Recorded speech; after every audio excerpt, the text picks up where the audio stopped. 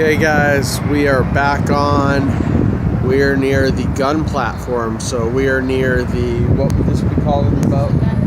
I know, is this the bow or the front stern? So we're near the bow. This is the front of the boat right there, as you can see, looking into the Manhattan Hudson River where we're docked at. You can see the gigantic UPS building.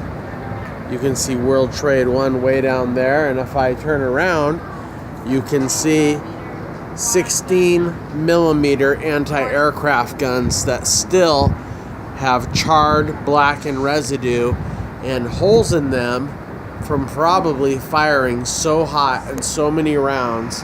But these would fire those big shells that were about 3 foot long and try to hit up. And here is this is the sighting right here that they would use for sights.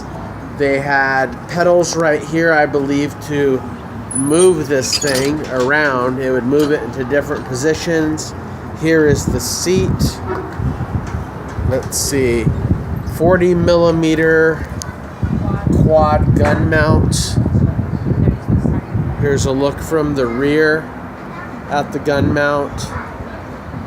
As you can see, pretty impressive, but the men sitting in these chairs were firing at Japanese, possibly Germans, and kamikazes whose job were to slam their plane into the carrier, trying to destroy it. There is some type of safety mechanism here. Here's a 40 millimeter quad gun mount. The Swedish design before machine guns were among the most commonly used anti-aircraft weapons of World War II. On the Intrepid, the 40 millimeter gun provided mid-range anti-aircraft defense. Each barrel could fire 120 rounds per minute.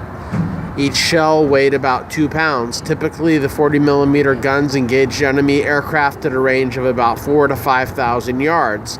The guns were located on the island superstructure and at the ship's perimeter just below the flight deck. As originally built, Intrepid had 40 millimeter guns and quad mounts.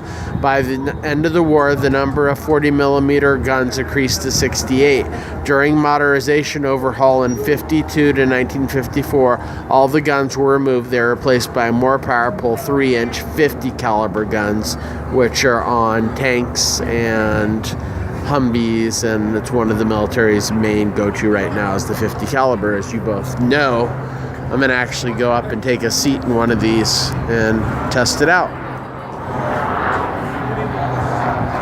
Ooh, what is this one? Here's another one, guys. 5-inch 38 caliber gun. This is the 5H 38 caliber gun. Intrepid's anti-aircraft guns offer defense against attacking enemy aircraft.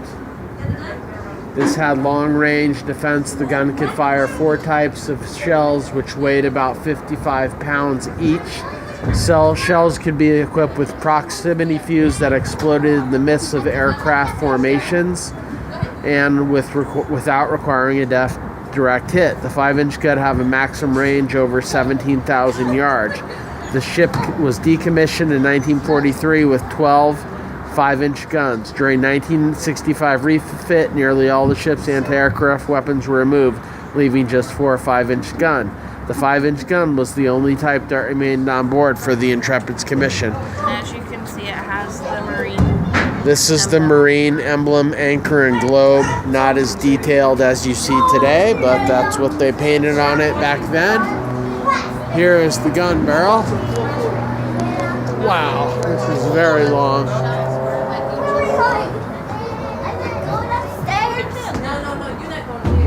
What's that? That's what those shells were that you just saw. Yeah, actually, guys, correction, the shells that we saw inside were for this main gun right here.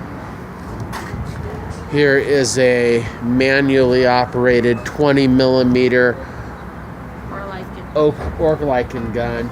It was the shortest range aircraft weapon and last line of defense during World War II.